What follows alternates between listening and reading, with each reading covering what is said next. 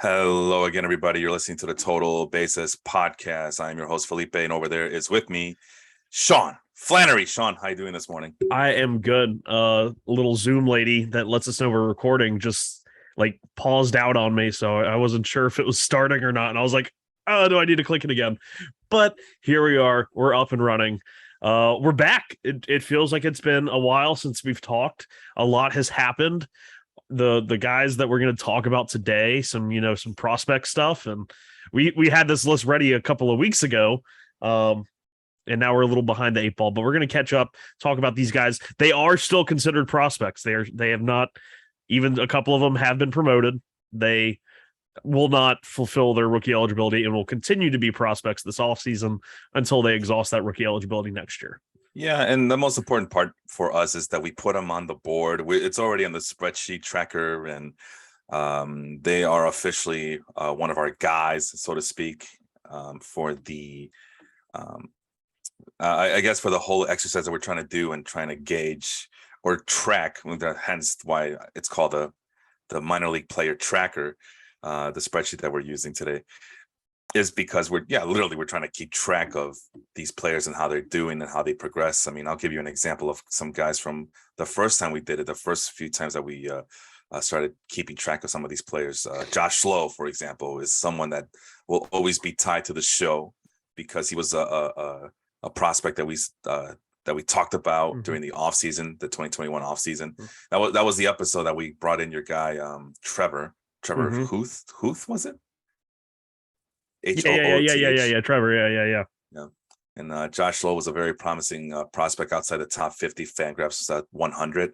And he's had a pretty disastrous start to his career, but we'll still be always keeping an eye on him because, number one, he's one of the Lowe brothers.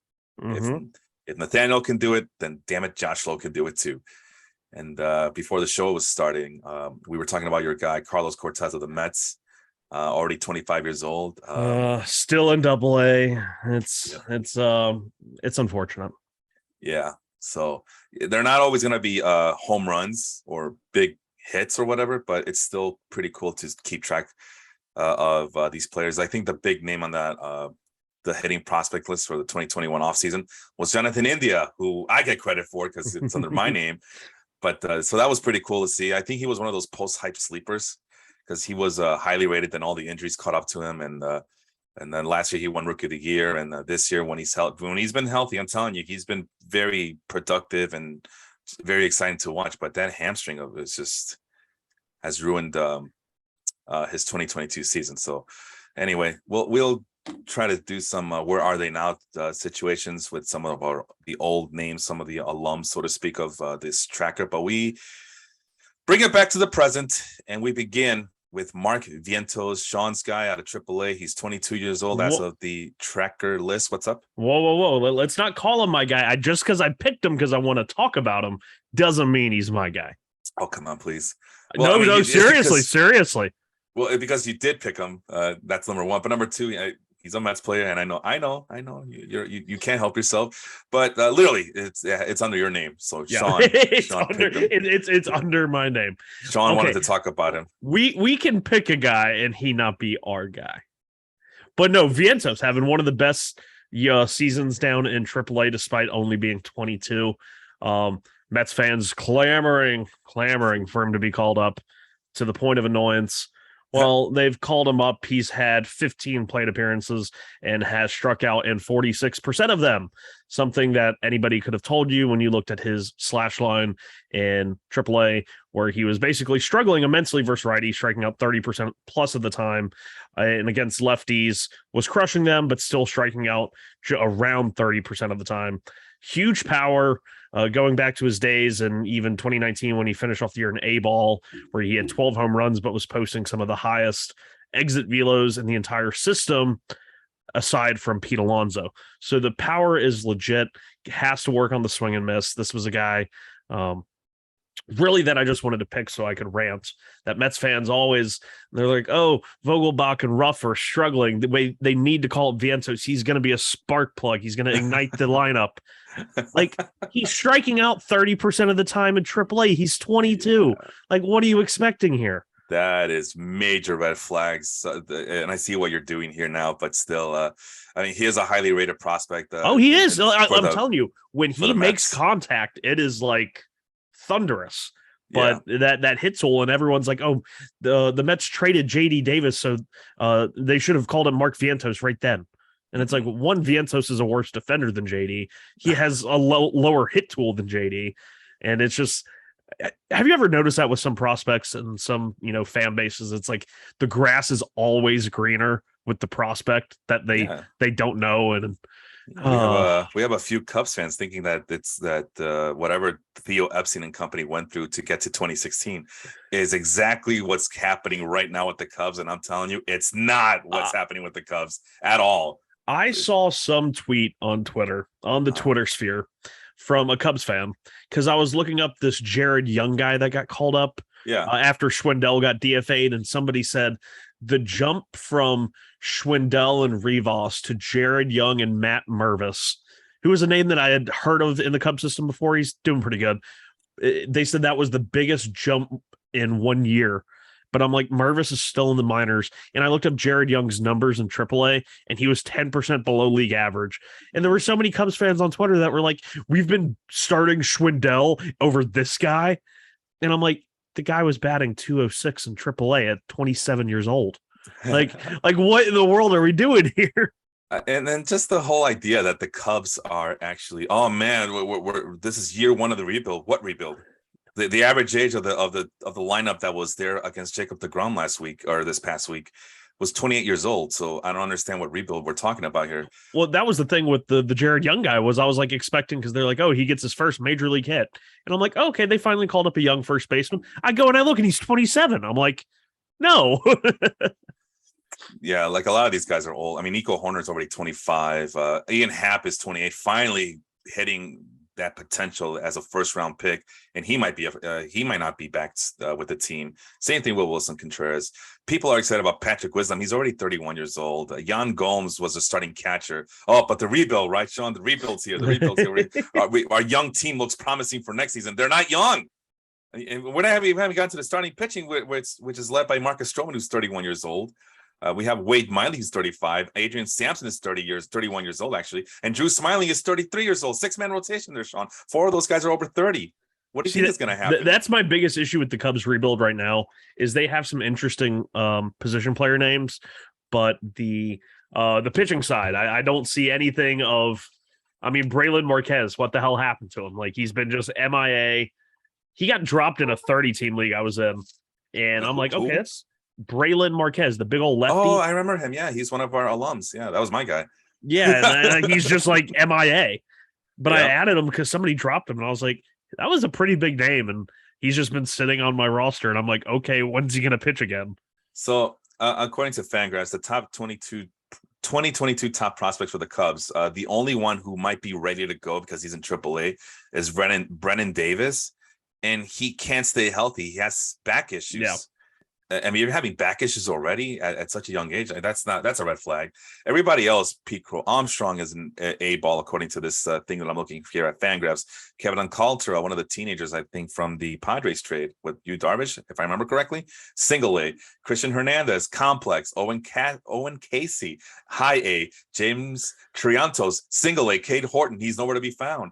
Caleb Killian is struggling in AAA, and Jordan Wicks is in AA, and with an ETA of 2024, not next year, 2023, 2024. So we have Cub fans thinking that, well, linear progress, right? So this team is sweeping the Mets. So therefore, next year they're gonna be do more damage. Watch out, the future's so bright. No, the future's still 2 or 3 years away.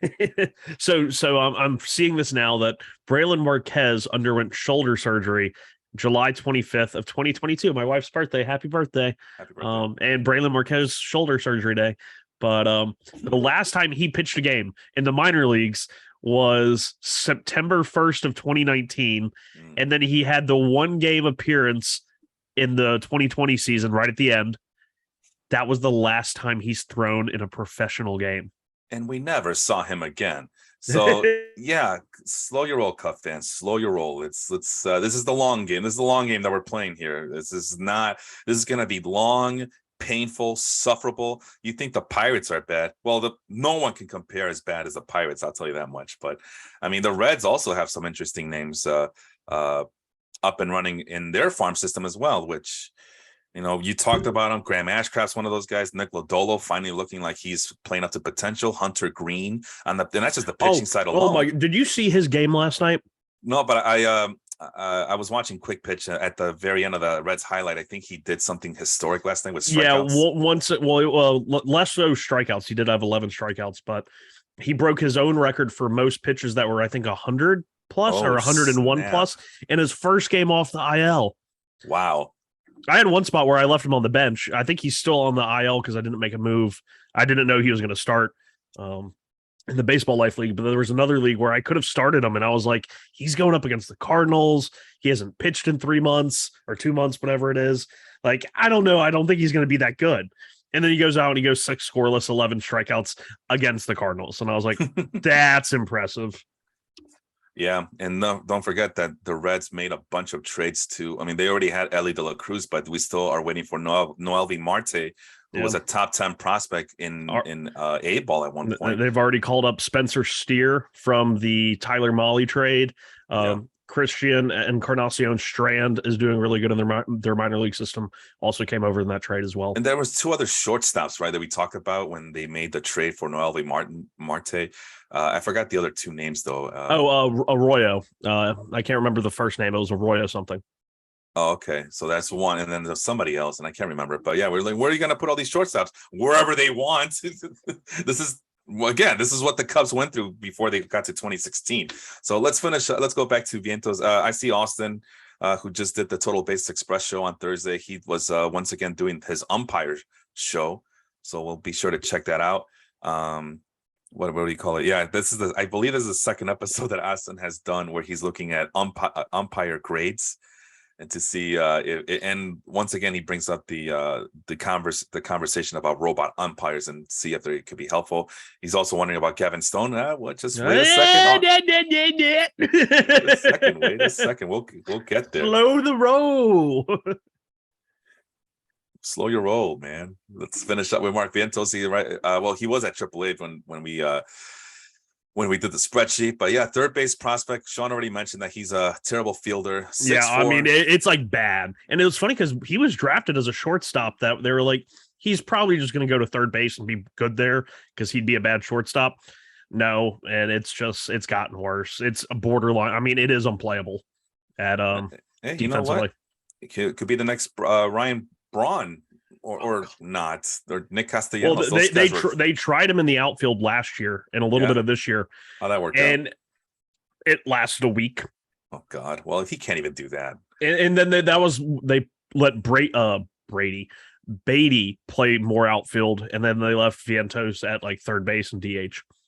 So yeah, work in progress. I don't know what you can do to improve your fielding, but yeah, 6'4". So he's a big guy, only weighs 185 pounds though, so he has some work to do there. That's an old weight. That's an old weight. Well, Fangraphs needs to get better at this. So what's he at now? They definitely need to. I think every place that does weights and heights is leaves much to be determined. Yeah, I think they just do it from like the earliest onset of the like season. when they get signed or something. Like that's what I feel. No, I feel like it doesn't change like for years. Oh, really? I was hoping that it would just be like, you know, every spring training or before spring training comes in that they do it for each minor league camp or whatever, but I guess not. Right-handed hitter. He was at the time of the spreadsheet post. He was the 8th best prospect for the Mets with the 2022 ETA, which is this year. Yeah, but like Sean mentioned already, terrible hit tool. The power is where it's at, but doesn't offer much of anything else. Future value of 45. But the power is for real. He's improving his walk rate, but unfortunately, he's also increasing the ground ball. Is that just trying to improve the hit tool there, Sean? The ground ball? Likely. Yeah, I would definitely say that. All right. And I guess we got another Sean guy here, S3E32. That's the big name, one of the big names, prospects from the Padres trade that sent Josh Hader to San Diego. Ruiz is 23 years old, AAA outfielder, 6 foot, 169 pounder. Is that an old weight too? Sounds right. I mean, he's a tiny guy. Vientos is not a tiny guy. Yeah, so we got both sides of the spectrum here in terms of height and weight. Right-handed hitter, 17th best prospect for the Brewers at the moment. Hit tool is lowly graded, not much of power. The speed is where it's at, and has shown the ability to force walks, has improved his strikeout rate. Speed demon is what I call him here. But can he hit with some consistent pop there, Sean? Yeah, that's the interesting thing. We talked about him earlier this year when he was just like on a outstanding stolen base pace. I think he was at 60 stolen bases in like 70 games, something silly. But he was one of the main, like you said, headline pieces that went back in the Hader trade. And I thought this was going to be a good trade for Ruiz, at least for fantasy managers, as we trying to analyze how legit this breakout was, because he was in San Diego's AA and AAA, two notoriously hitter-friendly areas, both in El Paso, and I'm trying to remember their AA team.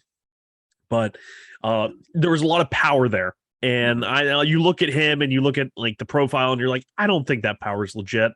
But how much is that influencing the hit tool? Well, since being traded to Milwaukee, I thought he was initially just going to step right into the lineup, but they let him go down in the minors, get kind of situated first.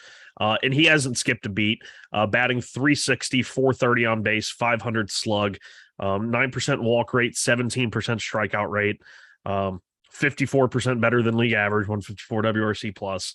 And that comes with 18 stolen bases in 29 games, 3 home runs, 7 doubles. So definitely the power drops off a little bit, which we expect leaving the PCL. But to see that the hit tool still kind of works is very encouraging. And I think he's a guy that next year could fit in at the top of that lineup, because the Brewers have used basically Christian Yelich as their leadoff hitter all year. But I would think they'd like to move him down like 2 or 3, give him a little bit more chance to hit with runners on. And I think Esteury Ruiz is a guy that gets on and really causes some panicking amongst pitchers and catchers, because right now on the year, 78 stolen bases in 106 games. I mean, that's blazing speed there. And it's not coming with like some trash hit tool. Like, this is a good hit tool. He's made changes. He's improved. So what would you rate the hit tool? Because Fangraphs has it at 30 out of 35 right now. Well, that was also before the 2022 season. He had definitely made some changes. I'd say it's definitely closer to 50, maybe with a potential 55, or maybe a current 45, potential of 55. But I definitely think he can do something at the major league level. And it looks like he had already been called up for a week and then got sent back down. Yeah, he got called up for a little bit with both San Diego and Milwaukee, but it was just kind of more of a, hey, we need an outfielder, like get him here right now. So yeah, who did he replace in Milwaukee? I'm trying to figure out, because they were probably, I know Tyrone Taylor was banged up for a little bit. Oh, okay, might have been him then. Yeah. Okay, so there you go. He had already a cup of coffee. I'm just having a cup of coffee. But here's a guy, Corbin Carroll, who's actually stayed for a little bit, huh? Is he still on the team? Last I checked, he was still on the Diamondbacks. He is still there, and I think the Diamondbacks have decided that, Corbin Carroll is the diamond of that outfield prospect list. They also have Alek Thomas, but Alek Thomas has actually been the one to lose playing time. Yeah, because right now that Arizona outfield is getting crowded. You got Alek Thomas, you got Corbin Carroll, Dalton Varsho, Stone Garrett has hit really well. So Alek Thomas has been the guy that's kind of gotten nudged out, but I'm sure that's not going to last forever. Alek Thomas is very good. He's no Corbin Carroll, but he's very good. So are you encouraged by Corbin Carroll's start this year?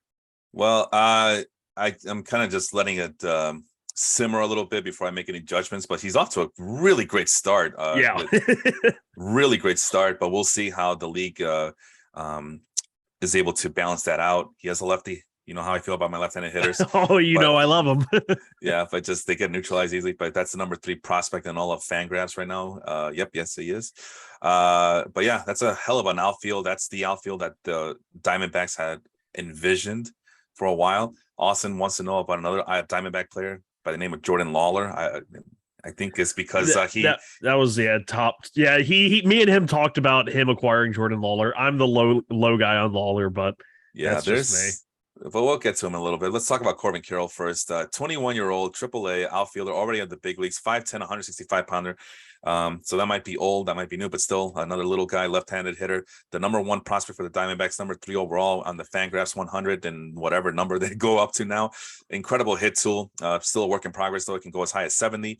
Power is respectable. But the speed is where it's at. If he can get, man, if he could be one of those guys that can get you like 25, like stolen bases and home runs, that would be so valuable for the games that we play in fantasy. Future value of 60, one of the higher ranked future value guys on the list. And what I wrote about him is that he has an advanced plate discipline, hell of a power steal combo, a little bit too many ground balls for my taste there for Corbin Carroll. But with the speed, you would take that rather than some swing and miss because he kind of, I think he's actually the fastest guy in baseball right now, according to StatCast's sprint speed. Yeah, 100th percentile. I want to say I saw him at the top of the list. Yeah, so but I still would like to see more power. But it's better than nothing. I mean, for sure. Yeah, the 27% line drive rate, like you'll take. I always thought he's definitely more hit over power. Same thing with Alec Thomas. But hey, we know what we say about the hit over power guys. It's easier to develop power than it is to develop a hit tool.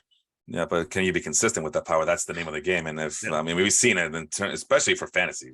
For real life baseball, it might be more beneficial to have a better hit tool than power tool. That's fine. I mean, you can have a bunch of Miles Straws on your team and get to 75 wins every season. Don't remind me. I still love Miles Straw. Sorry, he's the first name that popped in my head. So Corbin Carroll is the fastest guy in baseball right now with a 30.8 average sprint speed. That is almost half a foot per second higher than the next 3 guys, which is Bobby Witt, Jose Siri, Trey Turner, and Tim LeCastro, and Jorge Mateo and Wynton Bernard, who we talked about a couple of weeks ago on the show. Now, here's the problem that I see with Carroll and why he is supposed to be more of a power threat than just a hit tool guy. I mean, he already has a plate discipline of a slugger to begin with. Yeah. He's very patient. So, I mean, my natural inkling is, well, is he being very patient because he wants to drive the ball to the walls and maybe into the stands, or is he just trying to be patient? Like, I don't know. First thing that comes to mind is Ben Zobrist for some reason, but guys like that. So there's a crossroad there, and if he wants to be a 25 guy, then yeah, he needs to sacrifice a little bit more to get to those 25 home runs. If he wants to be a guy who's only going to hit 10 home runs and steal 30 bases, that's respectable too, but it does kind of limit the fantasy upside. Great for real baseball. I'm not going to deny that. That's great for real baseball. Future leadoff hitter, perhaps, but exciting player that he is. But I think even the Diamondbacks would like to see the 25 over the 10 home run 30 guy that Corbin Carroll can be. But he already is behind the 8 ball because of the small stature. But it'd be great. I'm just saying it'd be great if he could turn into, I don't know, Mookie Betts or something, You see, I'm getting more of the like Mookie Betts. Yeah, Mookie Betts is a good one. Cedric Mullins, I just don't think is a good hitter. I think Cedric Mullins had that great year. Yeah, and everyone was like, oh yeah, Cedric Mullins. And I'm like, well, that's what I mean, Sean. That's what I mean.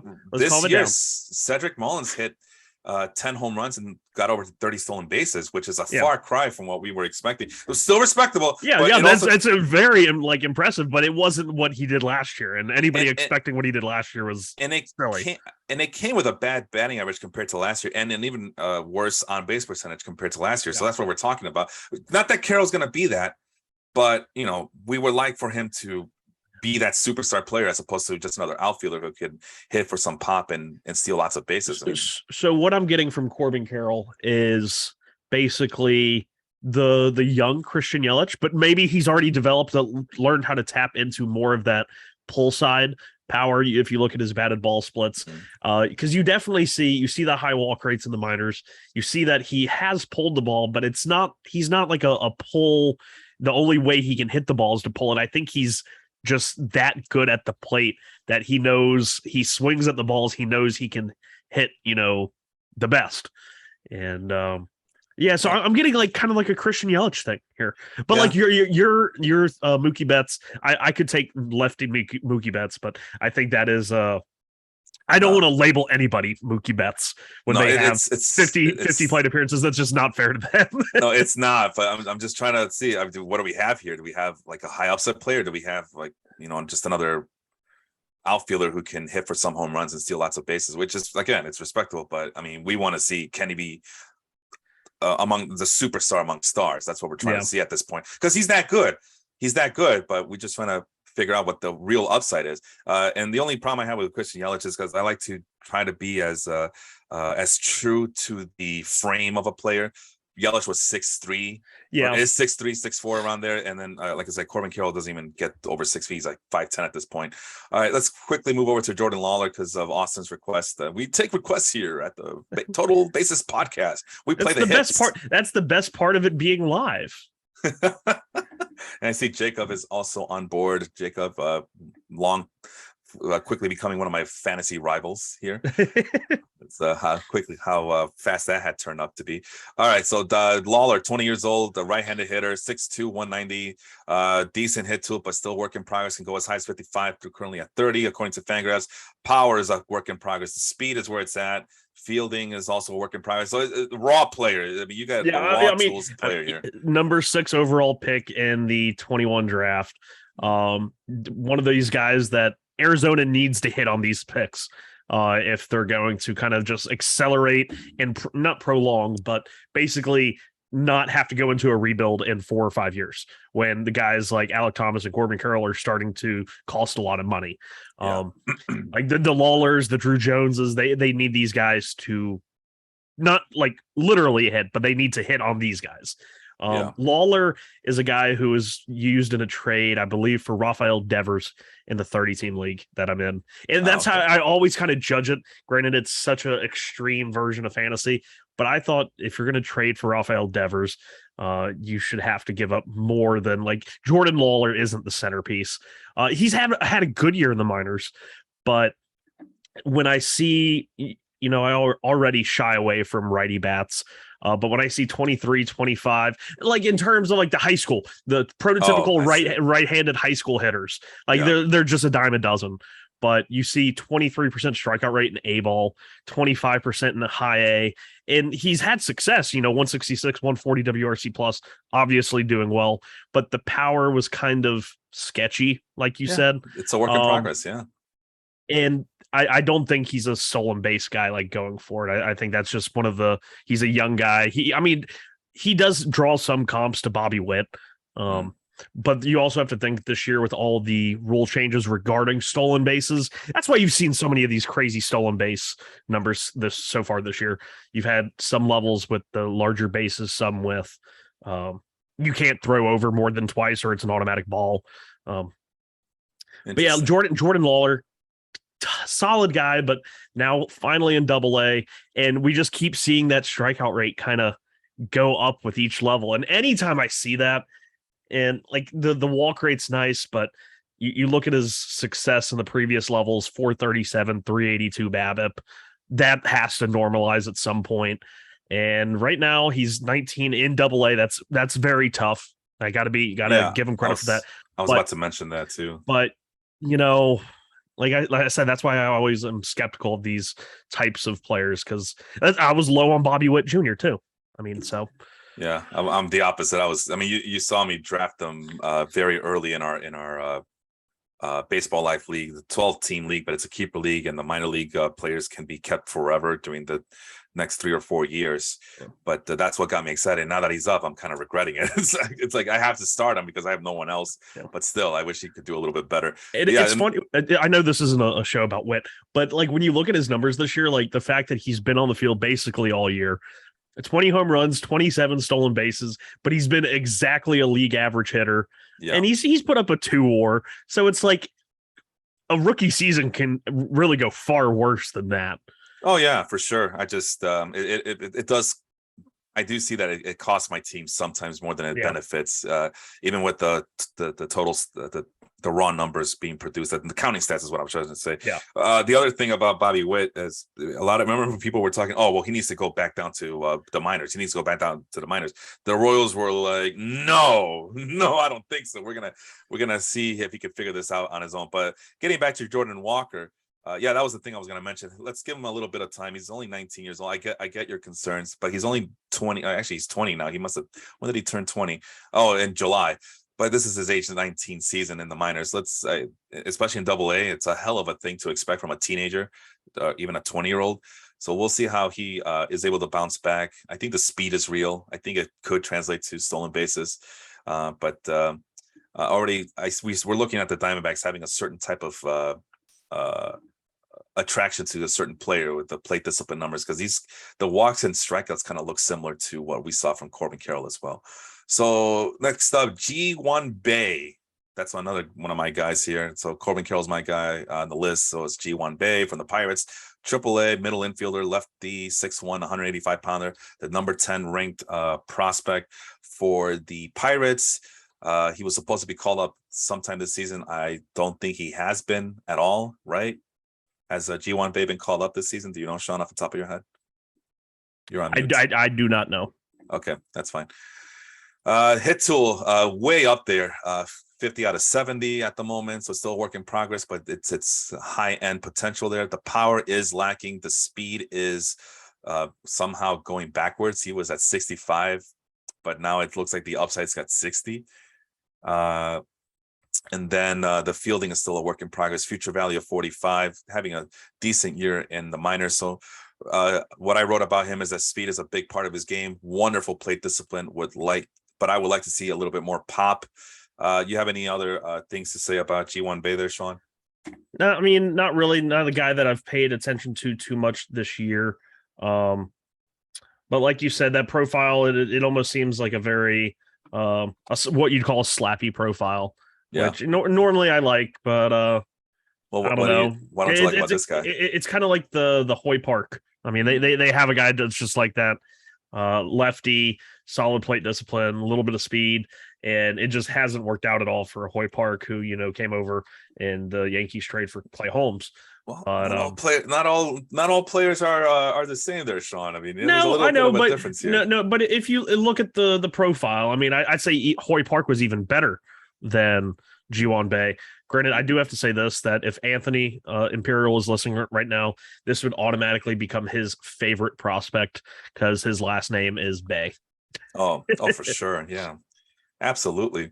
Anthony started naming Ender Inciarte Ender Inciar Bay.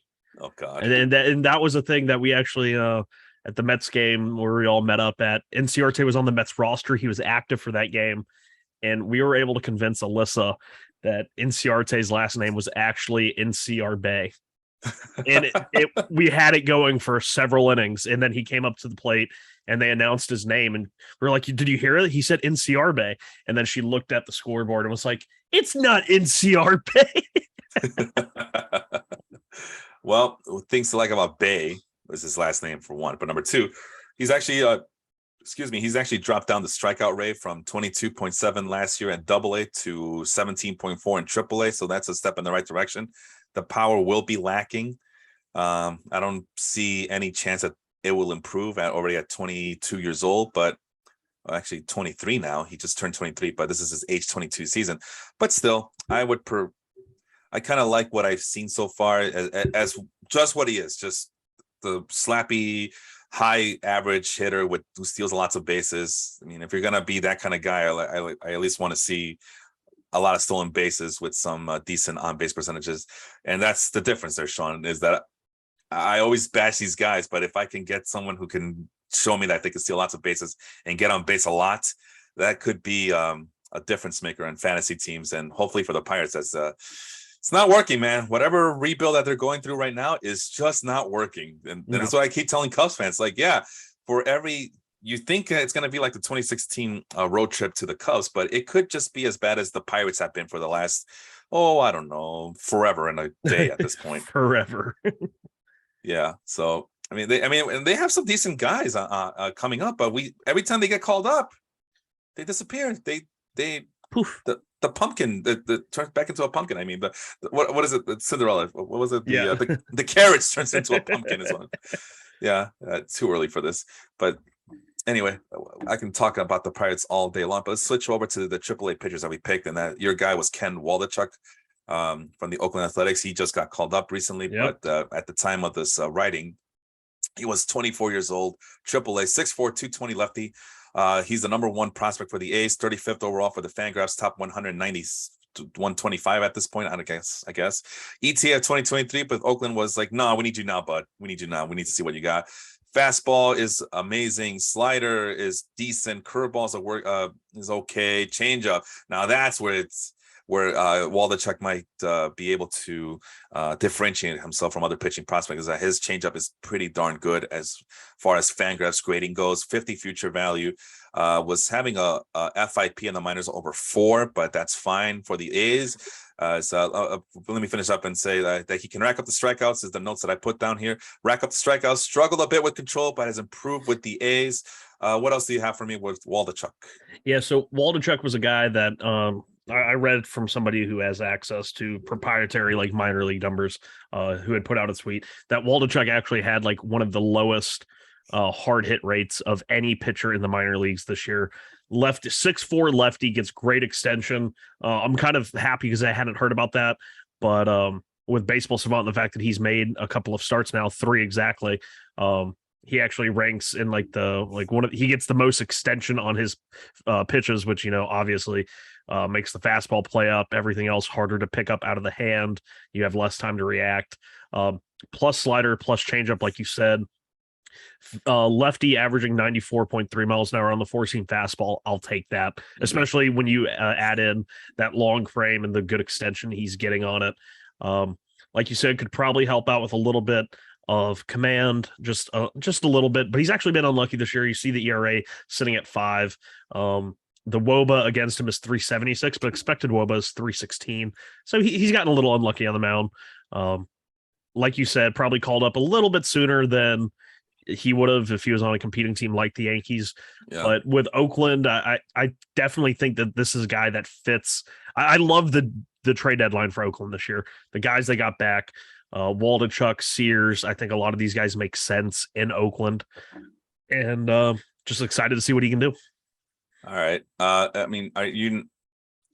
Is there any way to foresee if it's possible for him to improve his walk rate? Do you know if there's like some signs that there's some improvement on the way? Is there names in the from yesteryears that you could think of, especially from a left-handed pitcher who have struggled with walks in the minors and have somehow found a way to improve it in the majors? I mean, I kind of, if I know, I look at his minor league numbers, but according to like his velo and movement, some of the names that pop up, JP Sears and Trevor Rogers. Rogers, I kind of get Trevor Rogers vibes from Waldachuk. Obviously, Rogers has not had a very good year. But the raw talent is still there. Right. So I think Waldachuk has that potential to, I mean, like I said, I thought the Yankees overpaid when they traded really for all the pitchers they got this year. I thought Waldachuk, Wisniewski, they needed those guys as depth going forward. And Wisniewski's off to a solid start as well. But yeah, Waldachuk, definitely, I like the upside. I'm not too worried about the command right now. I think he has the ability to just influence weak contact, and that the more he pitches at the major league level, he's going to get used to just kind of, especially in that ballpark. It's an easy ballpark to build confidence. Yeah. You know that you can throw it over the plate, and you got a lot of space out there with a lot of gloves that you can get outs with. And Oakland's built that team with defense in mind. I mean, you look at McGowan at shortstop, Pasha in center, like that. That is a team built for defense. Yeah, we'll see if it actually works, if they can get that 1970s mentality. Hey, well, 1970s, that's when they had a real their golden era was in the 70s with these swinging A's. So, and that's pretty much a team that was built on pitching and defense, except that they also had Reggie Jackson and Catfish Hunter and Raleigh Fingers. I mean, that's the pitching side of things, but still, Reggie Jackson was at the middle of it. Well, you brought up something. All right, so control versus command. Hear me out. Now, this is how I was taught like years and years and years ago, and that's has been my thing for almost 2 decades now, trying to figure out the nuances of this game. But to me, control means, can you limit your walks, and command means movement around the strike zone. Can you throw any pitch for a strike, but trick hitters into thinking it's a ball, I guess is. Yeah, mine. I've always taken it as control is the ability to throw strikes. Command is the ability to throw strikes where you want them. Interesting, very interesting. So I think Vince had similar definitions as well when that was talked about a couple of weeks ago. I didn't get a chance to discuss that further with those guys, but still, always interesting to see how people how everybody defines control versus command. Next up on the list is Brandon Pfaadt. Is that how you pronounce it? I have no clue. Well, I would assume so. When in doubt, just pronounce the P. So it's Pfaadt. I do that too with you remember former basketball player Marcus Fizer? No, I can't say I do. Yeah, former Iowa State Cyclone, right? But when Viagra became like a big thing, I renamed him Marcus Pfizer. Oh. Yeah, so to me he'll always be Pfizer, and I guess Brandon Pfaadt will always be. So it's a Diamondback show. Let's have Corey Decker. Our resident Diamondback fan. We've been talking about a lot of Diamondback players, even not on the list here, but Brandon Pfaadt's another one of your guys that you listed here, 23 years old, AAA. Oops, I don't have my spreadsheet in tune here. Here we go. 6'4". Another dude. You got all the big guys today, didn't you? For the pitchers. Yeah. Oh, I like the taller and bigger the pitcher is, the more I like him. Yeah, but I think I got the biggest picture of them all. You'll see in a bit. But 6'4", 220 for Pfaadt. I don't know. The fifth ranked Diamondbacks player, 85th overall on the Fangraphs list. Fastball is pretty good. Slider is actually better than Waldichuk's at 55 compared to Waldichuk's 50. The curveball is even better than Waldichuk, 50 versus 45. The changeup is not as good as Waldichuk, but it's still pretty decent. The command might be his downfall, but we'll see if he can develop that even more so. And the FIP in the minors showed that, he was struggling at 4.88, but was able to get a low whip as well. The notes here, control artist, decent strikeout. Will the home run ball be an issue for Brandon Pfaadt for the time being? Or for future things to come here? How do you see that turning out for him? I mean, obviously, once again, another one of those guys who his minor league spots, both in AA and AAA, very hitter friendly, kind of had to deal with that. Started off the year in AA, made 19 starts. And then the encouraging thing here was in those 19 starts, he went 105 innings. You don't really see minor leaguers throw. He's now at 155 and a third innings on the season. That's a lot for the minor leagues. And he's just been kind of a bulldog who's gone out there. And even in AA, when he had a 4.50 or 4.5 ERA, had a 1.6 home run per nine and a 370 BABIP, but he didn't really let that bother him because he had a K per nine over 12.3, came out to a 32% strikeout rate with a minuscule 4% walk rate. So, I mean, this guy was out there throwing strikes, even though he was giving up a lot of base hits because of the hitting environment. He did just not give up, and it got the promotion to AAA later in the season and did even better there. And that's really interesting because AAA was like the death of a lot of D-backs pitching prospects. Two guys that have recently debuted for the Diamondbacks on the mound, Ryan Nelson and Dre Jameson. I was huge believers in both. Yeah, but they were getting lit up in AAA. Diamondbacks obviously knew something we didn't. They gave both a call up, and both had tremendous debuts. Went seven, like Nelson was 7 scoreless, Jameson was 6 scoreless. One was against the Dodgers. Ryan Nelson had another good start, and I'm like, okay, so if these guys were getting lit up in AAA, Pfaadt here is doing really good in AAA. What is he going to do at the major league level? I'm really excited for the Diamondbacks going forward. And I've always liked these guys. It's just seeing them finally like right on the precipice. I'm really excited. Yeah, I mean, there's a lot to love about it. We talk about it with Austin is on the chat saying that we talked about it before about the Diamondbacks, and that is certainly something that we discussed, especially in our Total Basis podcast league, the fantasy league that we did this year. I mentioned Corey, who's a big Diamondbacks fan, and it's hard not to like what they're doing, how they're producing those players. It seems like every call up is a big hit for them, so I'm very excited. That might be a team that can give. Hell, even a team like the Padres, some fits next year. Yep. And with Pfaadt, I would say like the issue here will be home run balls, but major league level, ball's kind of dead this year. Every ballpark has a humidor. I mean, it's almost like and we would have never said this a few years ago, that Arizona at the major league level is a upgrade for him rather Yeah. than, triple A or double A. Um, there was someone that you mentioned. I forgot to. Oh man, I wanted to chime in and say that. Hey, oh, who the hell that we talked about? Well, I was gonna tell you. Hey, Eno Saris of the Rates and Barrels podcast really loves that pitcher. And Was like, it Nelson or Jameson? no, before Oh, that. oh. Shoot, I wish I could turn back the time here. If I could turn back time. Man, this is really gonna bother me. Oh well. Next on the list is Hunter Brown of the Houston Astros. Now, this is a guy. Now, here's a guy, to be Chris Collinsworth about it. Here's a guy that when Austin and I were doing our spreadsheets for the beginning of the season was someone that kept showing up on our lists, especially on the projections, showing that he could be a good projection guy for this upcoming 2022 season. But he's in the minors, and even if he gets called up, he'll be in a 6-man rotation with the Astros. But you talk about long-term solution. Hunter Brown is the ultimate long-term solution for this season, and he finally did get called up, and looks like he has stayed with the Astros as a long relief pitcher. So 23-year-old, 6'2", 212-pounder, right-handed pitcher. That this is the Astros' #1 prospect, 86 overall, so just a spot behind Brandon Pfaadt of the Diamondbacks. Brown is 86th.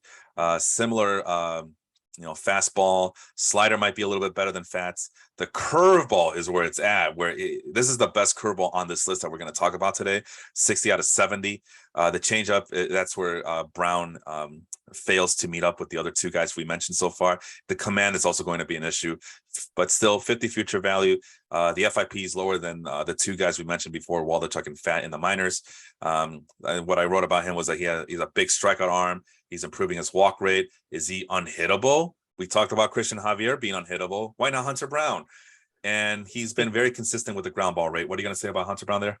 I mean, I don't really have much other than I trust Houston's pitching development. They're very, we've said it before with the Rays, the Indians, the Astros, like those three teams when it comes to developing pitching.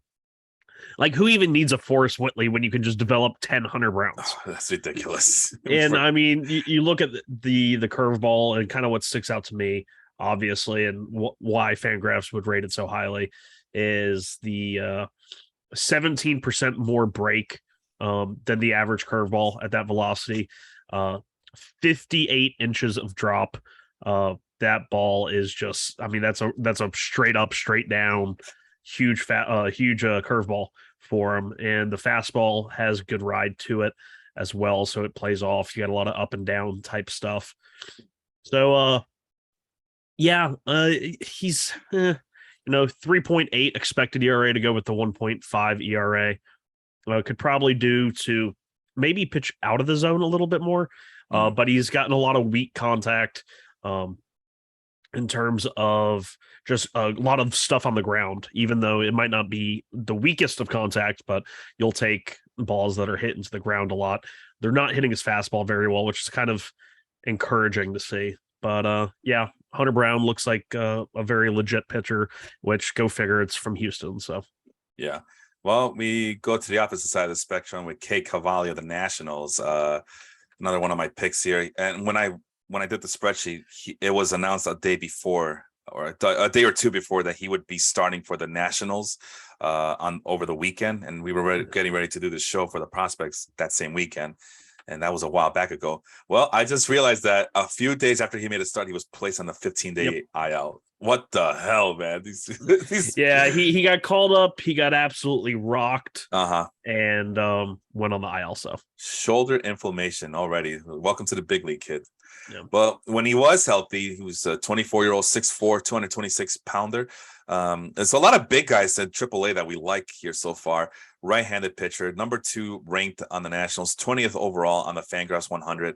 And apparently he had the best fastball of anybody on this list that we got going here. He coupled that with a really good slider, really good curveball. So he had the breaking pitches working for him as well. Changeup was pretty damn good as well. Command is where the struggles are going to be met. But of all the 4 AAA pitchers that we talked about, Cavalli had the highest future value at 55. He was having a good season in the minors as well. As is what I wrote about him. As the walk rate improves, the strikeout rate declines, so that's a red flag, but has shown the ability to induce high ground ball rates. Aside from that, Sean, do you see any promise when he gets back healthy from K Cavalli in the majors? I would like to see him throw the slider more. The curveball, maybe the curveball is what I thought I saw him throw in the minors because I had watched some film on him. But yeah, it's a big guy, big arm. Definitely think there's potential there. You even look at that one game that he kind of got blown up in. The underlying expected stuff wasn't that bad. So it was just a lot of stuff up the middle. Washington's had a terrible defense all year, so kind of betrayed there, and not given a chance to bounce back. So he posted a 12.46 strikeout per nine in just one start. So yeah, lots of promise. That turns out to be 6 strikeouts and 4 in the third inning. So it might not look a lot. It might not look like a lot, but still, that's even with him getting blasted by. Oh, I forgot who he was facing. Oh well. But even when he was getting blasted in that one start, I mean, he's still like the Reds. It was the Reds, yeah. Oh yeah, well, they're pretty hit or miss here, but still, I mean, 12.46, 12.5 actually, if you round up, it's not too shabby. Yeah, and he threw 13 changeups, got whiffs on 2/3 of them. Threw 33 curveballs, got whiffs on 38% of them. So yeah, definitely some swing and miss stuff. Just gotta clean up the command inside the strike zone. Yeah, so hopefully he can come back stronger than ever. Let's quickly talk about Gavin Stone since he's one of Austin's requests here. Gavin Stone, not only is he a request, he's on my list. He's my guy. Yeah, that's what I meant. He was nice on the list here, on our list as well. So now we'll just get it out of the way before we go back to the hitters. So Gavin Stone, 23-year-old Dodgers. He was in Double-A when I put this up here. So that was the whole exercise, is that we were going to pick 2 Triple-A pitchers and hitters, and also 2 Triple-A, 2 Double-A and Triple-A hitters as well. So that comes out to 60 names. So we're a little bit behind the 8 ball here. So let's see if we can quickly go through this. 6'1", 175-pound right-handed hitter, right-handed pitcher. Sorry, number 10 overall on the Dodgers. Good fastball. I mean, just the works here. The slider is also good. Curveball's a work in progress. The changeup is immaculate, relatively speaking, of course. The command issues and also the future value of 45. I put down that he has high strikeouts, but struggle a bit with walks in Double-A. What else can you tell me about Gavin Stone? Yeah, Gavin Stone's one of those guys in the Dodgers system. Definitely a lot of swing and miss stuff, and they're improving command and they have multiple good pitches. He's not the only guy, but this year you look at the totality of his season. Started the year off in high A and is now all the way up, and he's made 4 starts in Triple-A. His ERA on the season for out of how many 23 starts, 24 games, 110 innings, 1.56 ERA. They're hitting against him. I had the average against, if I could just find it. Yeah, they're batting .211 against him. 12.31 strikeouts per 9, 33% strikeout rate. The walks are still under 10%. You'd like to see him get a little bit better, but just once again, another one of those teams that kind of just develops pitching over and over and over. We have a person by the name of Cameron asking about Ozzie Albies. I guess they're asking about how do we foresee him coming back healthy in time for the playoffs? Well, he broke his pinky again last night. Oh, he did. Ooh. Yeah. He just came back from the foot and he broke his pinky. Well, Cameron, I'm guessing you're new because I have always been the anti-Ozzie Albies person, and it's not because I'm a Mets fan. It's because he can't hit right-handed pitching. Like I thought Vaughn Grissom's better anyway. So I don't know. He wasn't having a good year before he broke his foot anyway. So I think that losing Freddie Freeman really threw a wrench in both his numbers and Acuna's, because I thought that really Ozzie was made by Freddie batting behind him. So Wow. That's some harsh criticism there. But all right, well, I'm sorry that he's been below league average against right-handed pitching for his entire career, and nobody wants to talk about it.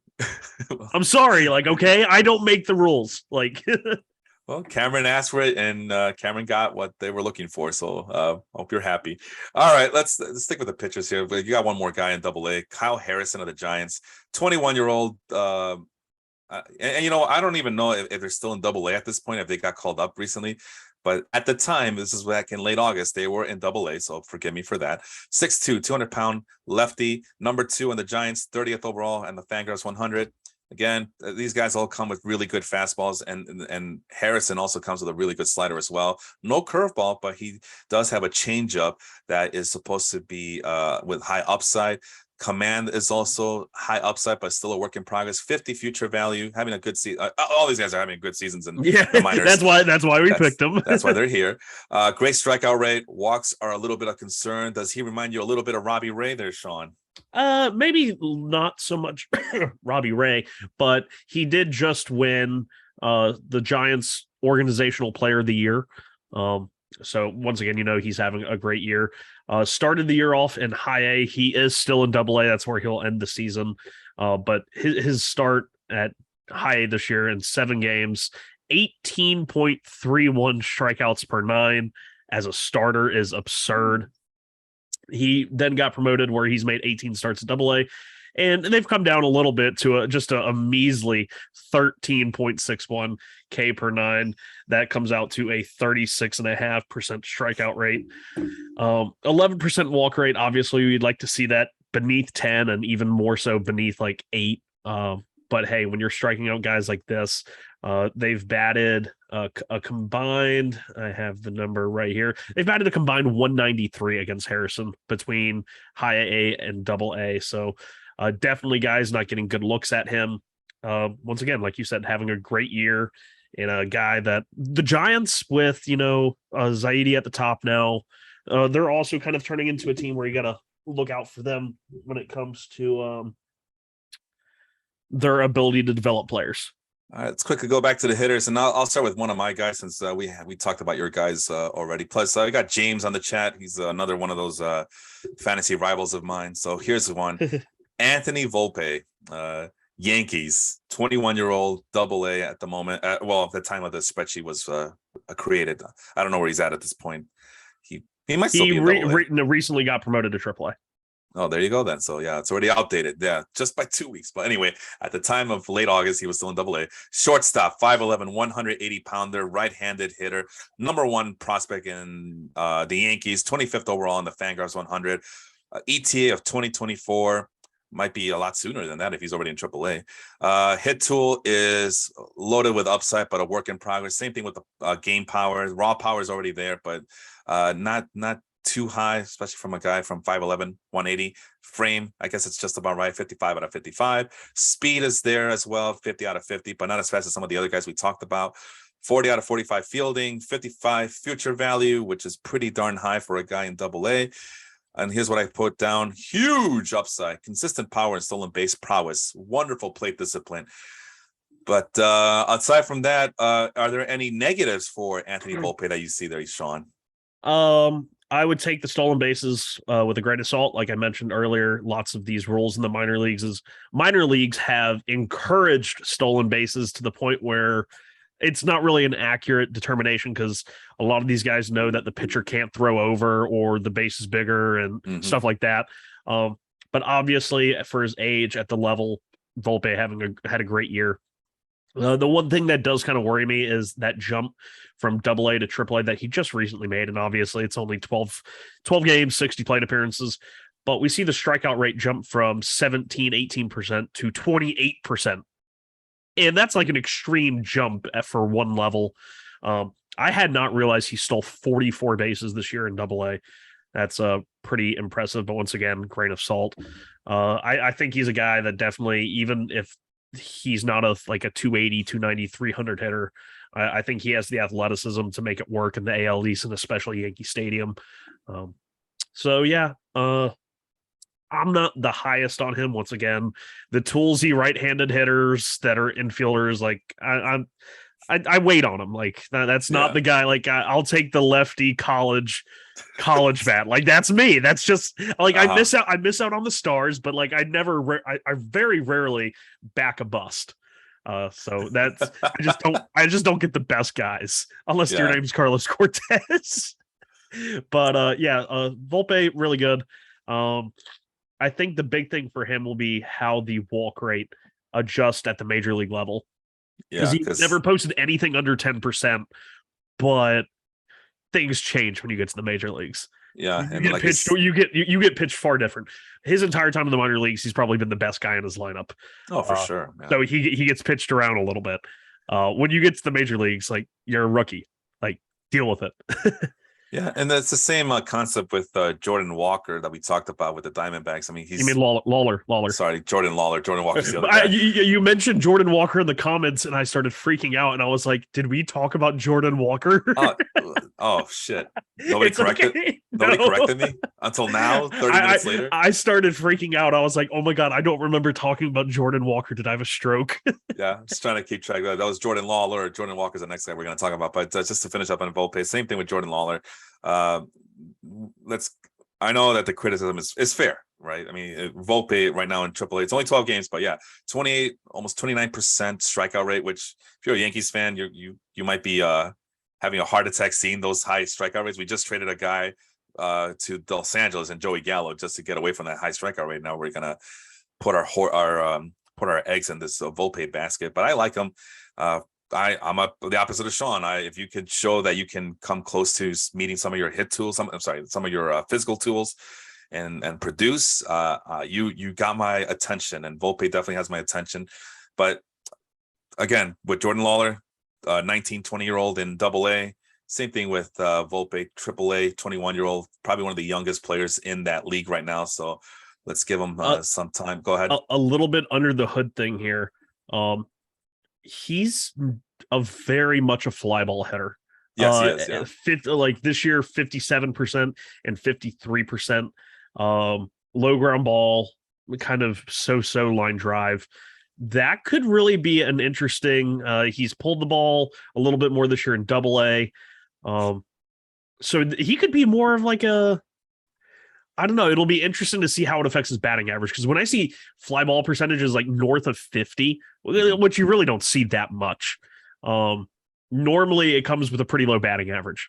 But with him and his environment, the AL East, Yankee Stadium, Fenway, he could post some pretty impressive home run numbers.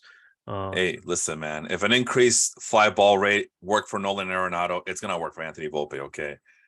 Okay, so he's playing in Yankee Stadium, not Coors Field. Well, even in St. Louis, I mean, Nolan Arenado has turned. Even when the last year in Colorado, he was already changing his approach to become a more of a fly ball hitter and reduce the line drive. And this year, he has kind of balanced that out. But yeah, Nolan Arenado has been flirting with getting close to 50% fly ball rates since 2020 when he was with the Rockies and brought that approach to the Cardinals and what's supposed to be a more pitcher friendly ballpark. I'm just saying, if it can work for Nolan Arenado, who everybody fawns over, I'm sure Volpe can do the same. Why not? You just mentioned it, Yankee Stadium and in some of those Homer domes and well, I don't know about Baltimore, but apparently Baltimore. Oh yeah, Baltimore. He's gonna hit like 098. Like Gleyber Torres is not the king of Baltimore anymore.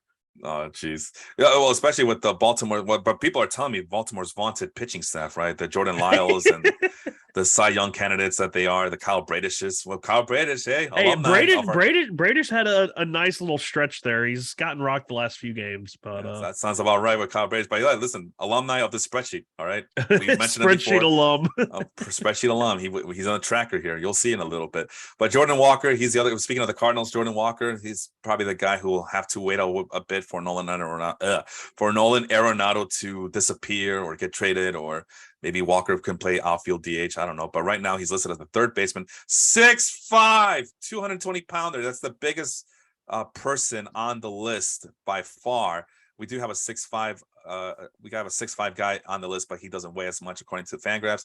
So Jordan Walker, right-handed power hitter, number 1 on the Cardinals, number 6 overall on the Fangraphs 100, ETA 2024, depending on how he progresses and where Nolan Arenado is, and if the Cardinals actually make space for him, because as you know, Sean, they love just picking whatever minor leaguer and just putting them out there and see how long they can be productive until they switch him with somebody else, right? Yeah. So, and they still got Nolan Gorman too. So what are you going to do about him? Jordan Walker has a decent hit tool for a guy with, 80 upside power. I mean, the prospect grades only go as high as 80, and this guy is supposed to have that kind of upside. Speed is not there.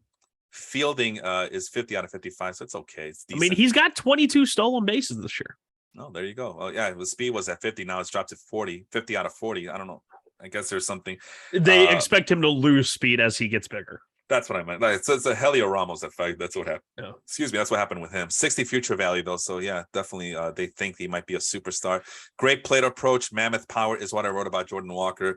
What else? Nice things you have to say about Jordan Walker there, Sean? You see, I don't know that much. I know what others have said about him. But you look at the numbers, and for a guy with 80 raw power, you see that 18 home runs and 531 plate appearances, and you're kind of like, okay, where's the power? But this is a guy that the Cardinals would not. I mean, that's not bad. It's just not something you'd expect for somebody with 80 grade potential power. But this is a guy that they refused to move in the deal for Juan Soto. The Nationals were hell bent on getting both Jordan Walker and Dylan Carlson. Okay. And they refused. I think they were willing to do one, but not both. And Cardinals stuck to their guns. But like you said, I think the number one thing when it comes to Jordan Walker is where do they play him? Where can you get his bat in the lineup? Because they got a lot of DH options. They got Arenado's a third. Like where you're not moving him. You're not moving him, no. It's going to be interesting. outfield, left field. They got a lot of outfielders. Tyler O'Neill. They do. Like, that's.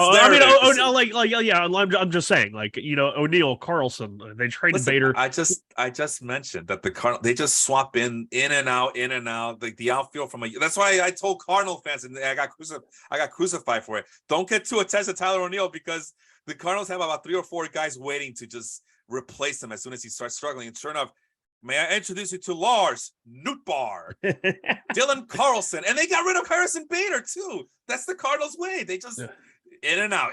Come on, you can't do it. All right, we got another guy waiting, and Jordan Walker might be one of those guys. Us Mets fans, we know Lars Nootbaar very, very well. Even before he had the cool name, we saw this guy. I want to say he hit several home runs against us in like multiple spring trainings, but then last year when the Mets were kind of trying to make that last 2-month push. We were kind of falling apart. We had built some momentum in like August or early September, and Pete was about to hit a go-ahead like grand slam or 3-run home run, and Lars Nootbaar climbed the right field fence and caught it for the 3rd out of the inning. And then the Mets lost 8 of the next like 15 games or 10 games to kind of end the year, and it was just kind of like the Mets' potential hopes last year. They were already fading. But it was like there was a chance that they could just like stop the streak and just go on a run. And Lars Nootbaar just caught that ball. It was like the 7th, 8th inning. And that's where I consider the 2021 season to end. So thank you, Lars Nootbaar. Next on the docket is your guy, Logan O'Hoppe. We kind of touched base on him when he got traded from the Phillies to the Angels. This is a hell of a story. A very late draft pick for the Phillies. And became quickly their number 1 prospect right now. As of late August, 22-year-old catcher, AA, right-handed, 6'2", 185 pounder, number one on the team ranking. He was number 1 for both the Phillies, probably number 1 with the Angels as well. 50th overall in the Fangraphs 100. Hit is not. I guess it could be high, 40 out of 55. So it's a work in progress. The power, I don't know. It's not impressing me. The speed, definitely not there. So I guess his bread and butter will have to be the hitting. He does have the fielding. The bread and butter will have to be the fielding. Future value of 50. Here's what I wrote about him. Can steal lots of bases for a catcher, even though the speed is at 30-30. But I guess he's shown the ability to steal a lot of bases. I'm wondering if that's a lot of the things that you mentioned about the rules in the minors that they want to implement in the majors, where they know how many times a pitcher can throw over to first base. Consistent power, excellent plate discipline. Logan O'Hoppe, why is he on your tracker here? Well, I just don't think it's very often. You said it's going to have to be the defense. I think the offense is plenty good to contribute, especially at a very weak position like catcher has turned into now this year at AA level, both with Philly and Los Angeles. 15.5% walk rate, 16.7% strikeout rate. That gives him a 417 on base, a 550 slug, 160 WRC plus. I mean, these are better numbers than Ellie De La Cruz, who hint hint is coming up soon, and it's just the profile that I like so much more. Nearly 1-to-1 walk to strikeout.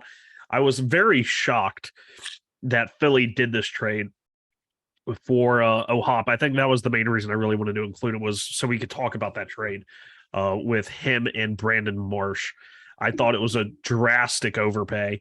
And for LA, I think it was a weird move because they also this year are having a breakout season from another catching prospect who is going to end the year at A-ball, who also has a very similar profile, also a 150 WRC plus, a close to a 1-to-1 walk to strikeout, and that's Edgar Caro, and he has 17 home runs and 12 stolen bases in 110 games. So now LA has two very, very good catchers in the minor league system.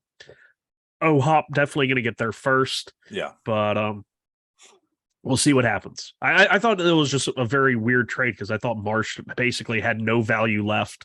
I thought he had pretty much bottomed out as a value-wise, and the Phillies traded a top 100, their only top 100 prospect to get Brandon Marsh. I thought that was a very interesting move on their part. Yeah, it's just a catcher. Who cares? They're so unpredictable, Sean. So it felt like it was not much of a sacrifice. And I'm looking at Brandon Marsh's numbers since August. They're not pretty either. No, but, I mean he's not a good hitter. I mean, but they're definitely better than they were between May and July with the Angels. So, but yeah, still, he just strikes out way too much. I guess fielding is. Yeah, I mean defense. Like he could win a Gold Glove, but he's also not healthy a lot either. Listen, isn't that what the number one complaint about the Phillies coming into this year was, that they have no defense? Solution right here, Brandon Marsh. Congratulations. And I guess that they had very little, or I don't want to say no use, but very little use for O'Hop when JT Realmuto is still in the organization for the next 3-4 years. So, yeah, Austin pretty upset as an Angels fan. I can go on and on about how stupid of a trade I thought the Angels made when they got rid of Marsh. Not that the trade itself, but that they had other people they could have traded, and they went with somebody with as low of a value as Brandon Marsh. Well, what's the complaint here? You got you got O'Hop. You guys won that trade. Hell? Yeah, congratulations. Yeah. You won the trade there, but still, it's I don't understand what the complaint is here. You want to trade people at low value and get back high value. Yeah, it's like, can the Mets trade Dominic Smith and get a top 100 prospect back, please? Austin, you look like you're just complaining to complain. No, you got to. I mean, I know I don't believe in catches, but this is a pretty good one and a hard worker. I mean, we talked about it on this podcast before how. You have to put in so much work to go from like the 23rd round pick to a top 50 prospect. All right, let's see. Oh, they could have gotten more with other people on the roster. Like, well, if that were the case, they would have made those trades. See, lots of fans talk about that. Oh, well, then we should have made this other trade because we would have gotten a lot. If those trades would have been on the table, they would have been done already. Yeah. I don't know, Sean. What's your take on these rumors where it gets fans some high hopes? Well, they want this guy, that guy, so that means we're going to get 6 prospects back.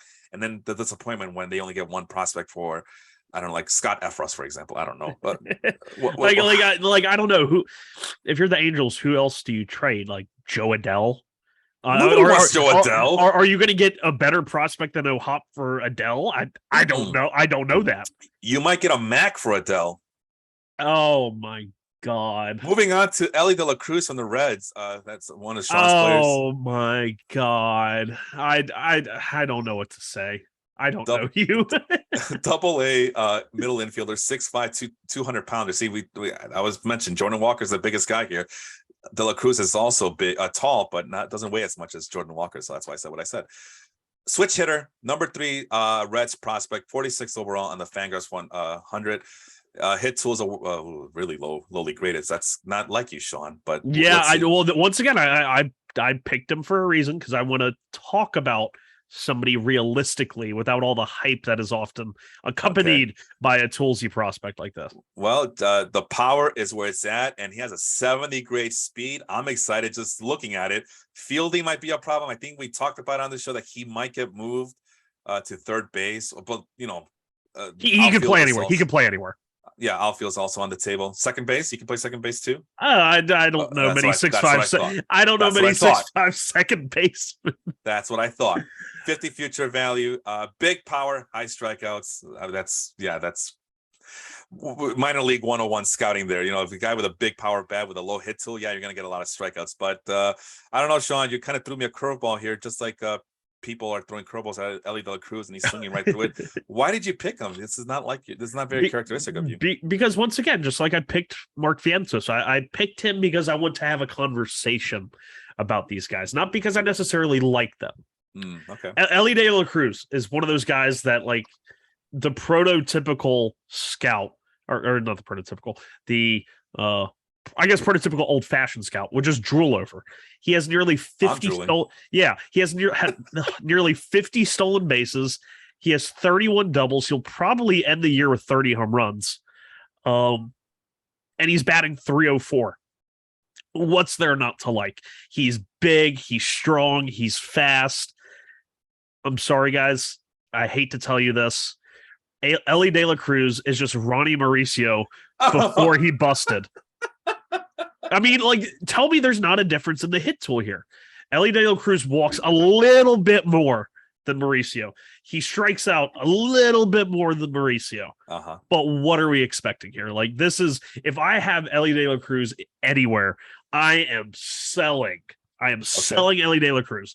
I mean, sure, he's fun to watch. I mean, I've seen some of his home runs when he got promoted to Double-A with Chattanooga Lookouts.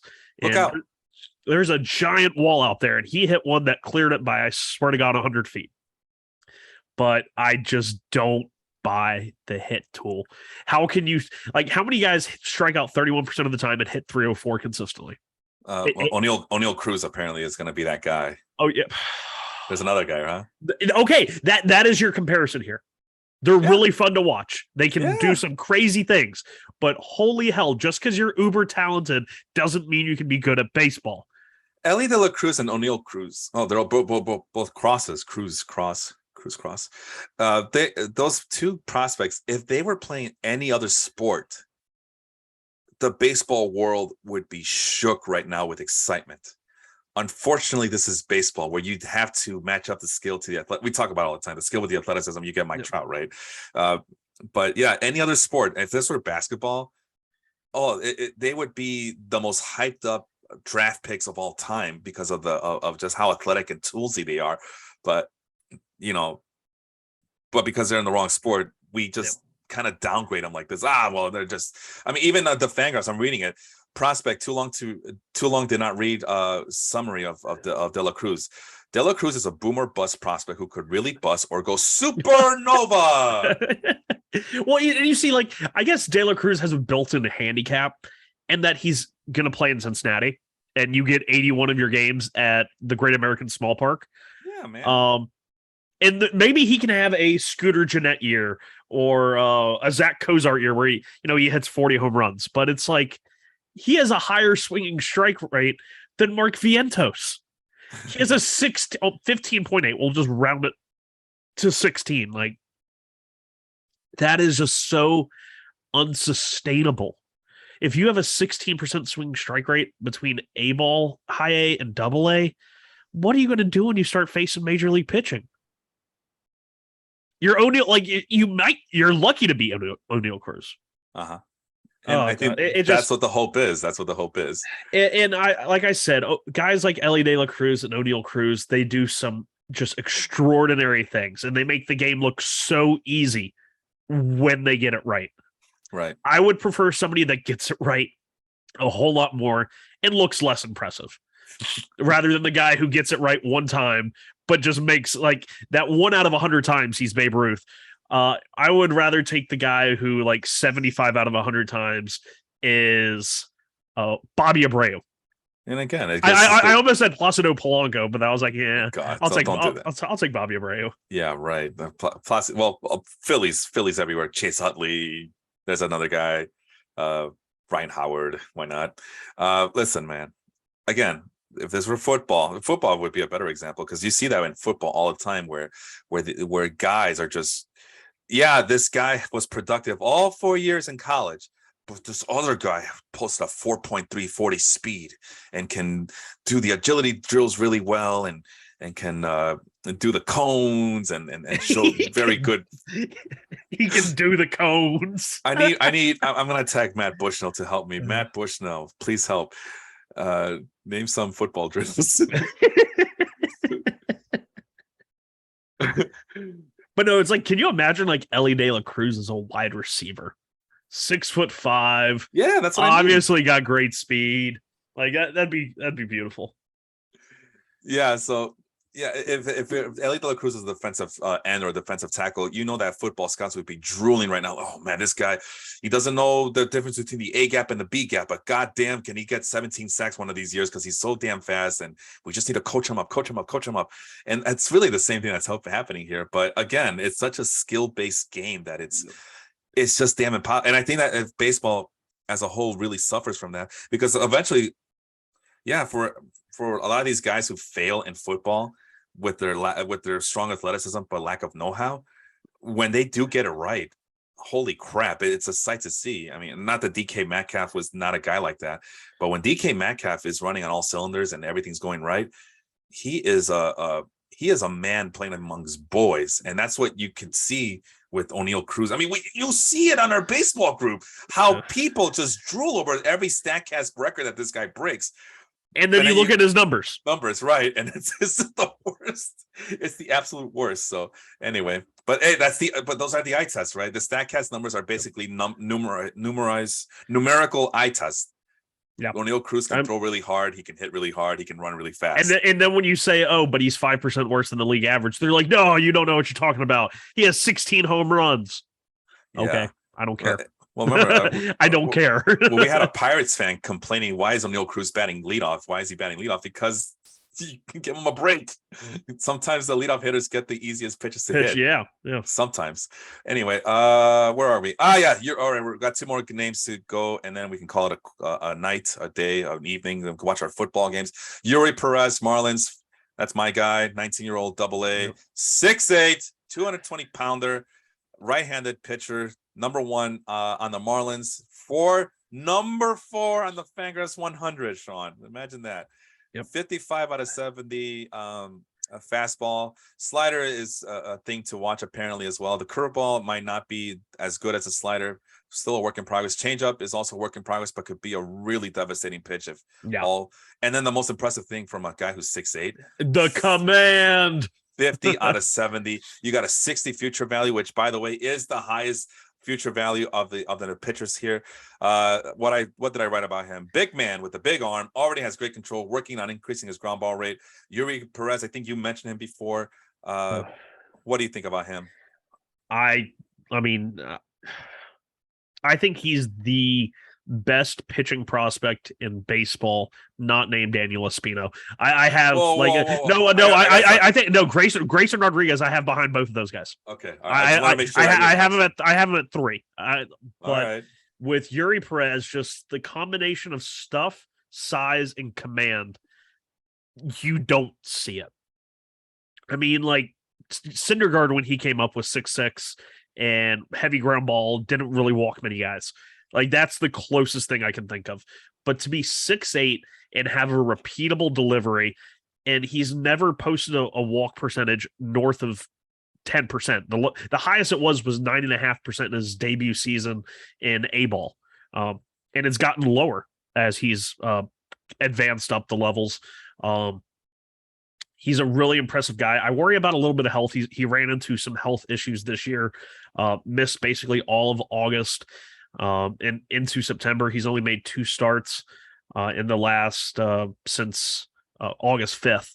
And they've been 2 innings each. Granted, in those 2 starts, 4 strikeouts, albeit in his most recent one on Friday, he went 2 innings, faced 10 batters, 4 strikeouts, 4 walks.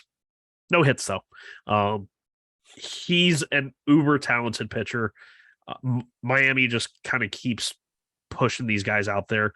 As long as Yuri Perez can stay healthy, which it's a lot of body to keep healthy, he could be a legitimate force. And a division with great pitching just gets better pitching.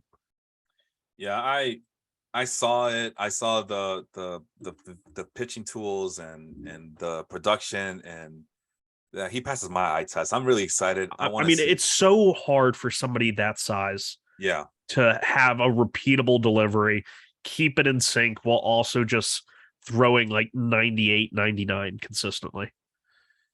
yeah, and that's what's getting me excited about him too. So I want to see if I can pick him up in some of these leagues. But unfortunately for him, I have Grayson Rodriguez as my number one pitcher.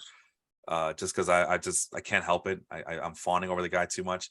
So I don't have room in one league, and who knows if there's room in the baseball life league. But there's just somebody I want to keep an eye on at the very least for real baseball purposes, real baseball life purposes. Speaking of baseball life, come join us. Facebook, Baseball Life Facebook group. Bobby Miller, Dodgers. That's the last pick of the litter here. 23-year-old Double A. 6'5", 220. It's a lot of big names. So this is a lot different than the other one. So what we did last time was that we went just by production, I guess, without taking into account other factors. At least that's how I did it. Yeah. And I ended up with a lot of little starting pitchers, 5'10", 6-foot guys, but they were having productive seasons, right? And somehow on this go around, we got just the behemoths here. So Bobby Miller is a part of that. 6'5", 220 right-handed pitcher, second best prospect in the Dodger system, 44th ranked overall in the Fangraphs 100. Again, fastball slider combination is a thing to look at. No curveball to speak of, though.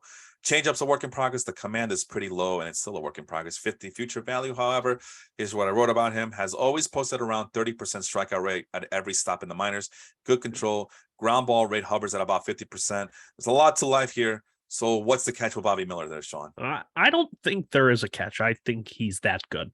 Okay. And I think he really kind of blew onto the scene in that exhibition game at the beginning of the year. The Dodgers played the Angels like right before the season started, and Bobby Miller got to face Shohei Ohtani, who was leading off in that exhibition game, and he pumped 300-mile-an-hour fastballs, just like 1, 2, 3, sit down.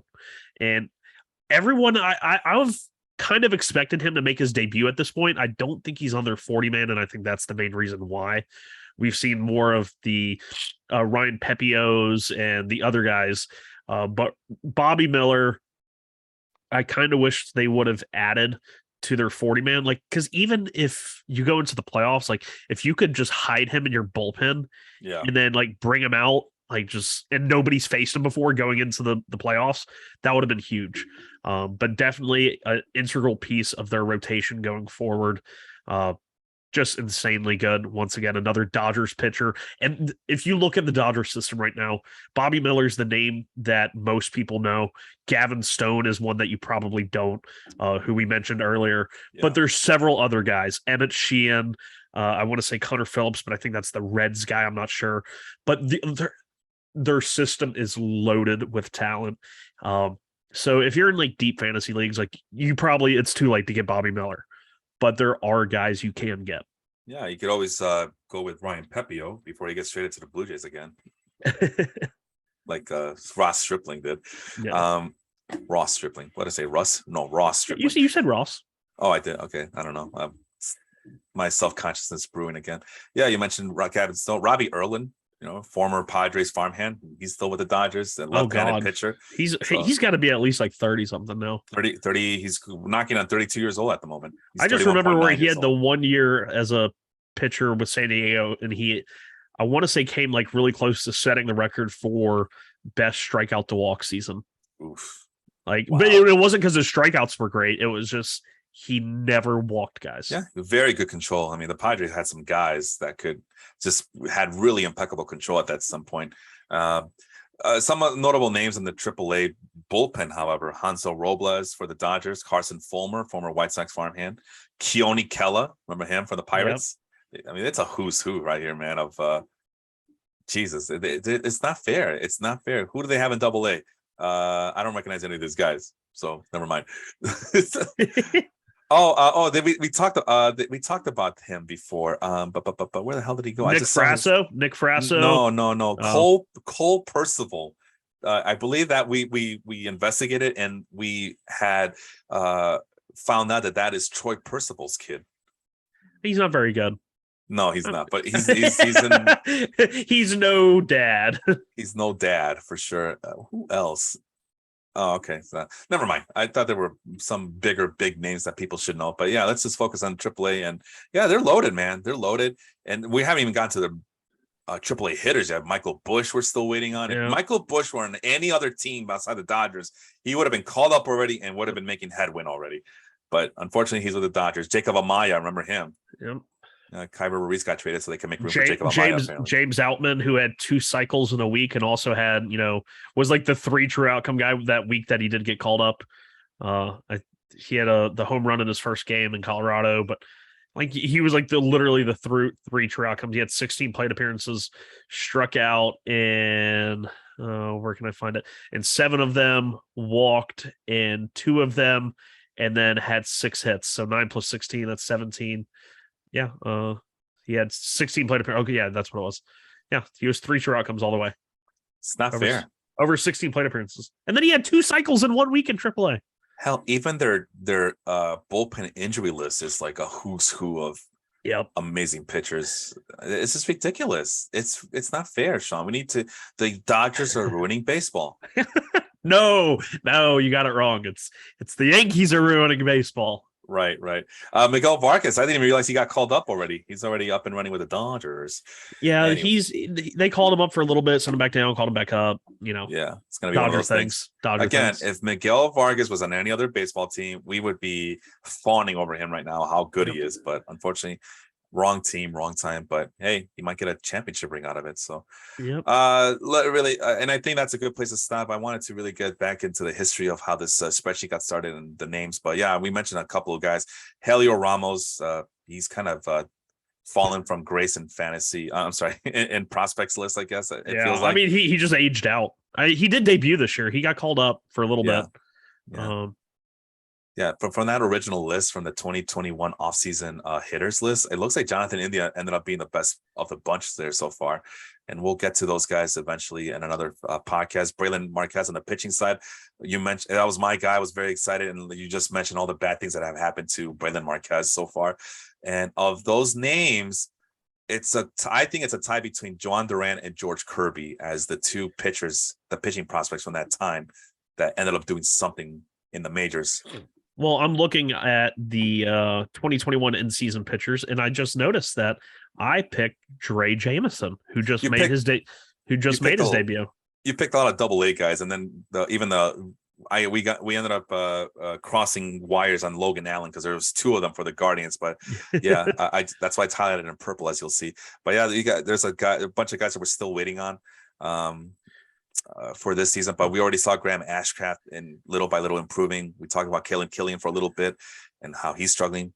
Not because he shows up on the AAA leaders or whatever, AA, AAA. I forgot where he's at right now, but it wasn't good enough for me to really want to talk about him because it's just ebb and flow up and down with him. But the big surprise is that I always get a kick out of the 2021 in-season pitchers, guys like Aaron Ashby, Ray San Martin, not the biggest of names, but guys who just get called up and they just do they just show up. They get called up and they show up. Kyle Bradish is a perfect example of that. I remember we laughed at the fact that he was a leader among minor league qualifying pitchers in FIP. Well, Kyle Bradish is now a mainstay in the Orioles and is going to lead them to the World Series, apparently, according to some people. But it's funny that we mentioned San Martin because if you go back and you look at his numbers this year, like he's not very good. But then you look at in 11 innings as a starter, which was like all at the beginning of the year, he gave up 25 earned runs in 11 innings. And then in the 40 innings since as a reliever, he's given up 12 earned runs and has where was the ERA? I was just looking at the ERA, a 2.72 ERA as a reliever. But if you look at his end of season numbers, it's like, oh, we're idiots because we picked this guy. But hey, like if we pick a guy in the minors and he turns into like he has a 6.5 ERA on the year, but 2.7 for over half the season when he's been a reliever. Hey, if a guy turns into a good relief pitcher, that's a lot of these teams are taking that. Hey, whatever. Yeah. We'll if this guy can just stick at the major league level, cool. But as far as the AAA guys, because I picked the AAA guys, you got the AA guys. It looks like Joe Ryan ended up being the best name on the list, although Kyle Bradish is pretty close by default because Joe Ryan was hurt for a majority of the season this year. But when Joe Ryan is on, man, Joe Ryan is wonderful to watch. So You heard him here first. Anyway, like I said, that's a good place to stop. Any last words there, Sean? Till next year with the prospects, or till the Uh, off I, season. I Till don't the know, off season. man. I don't know. I'm inspired. Maybe we will bring up some A-ball guys. I I'm don't know. We'll see. inspired. Yeah, we'll see. All right, man. I am Felipe. That is Sean over there. We will see you next time. Adios, guys. Thanks for joining.